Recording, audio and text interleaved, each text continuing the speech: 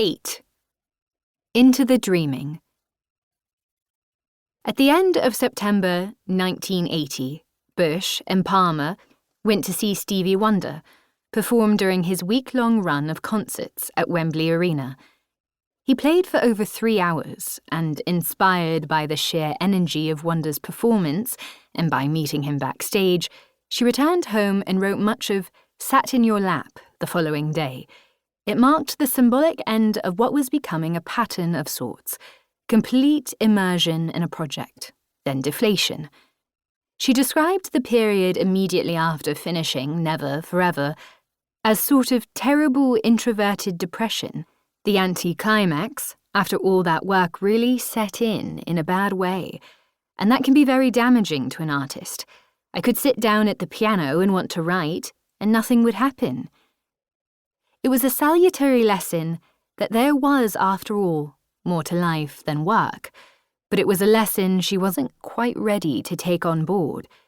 She had moved almost immediately from the tour of life into the making of the album, and the batteries were drained. She took a short break, saw her friends, and spent time with her family, and then proceeded to throw herself back into her music, with even greater conviction and increasing obsession for attaining perfection.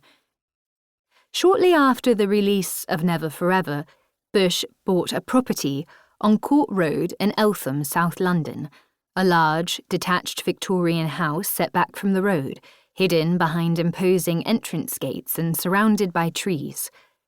Located just across the road from the rather opulent greenery of Royal Blackheath Golf Club, it was hardly a flashy locale. Low-key, suburban, calm, sober and middle class, tucked out of the way, and still within easy striking distance of East Wickham Farm.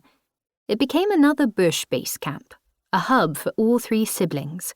Paddy moved in next door, while Jay frequently used the property. It was 44 Wickham Road on a grander scale, offering security in numbers.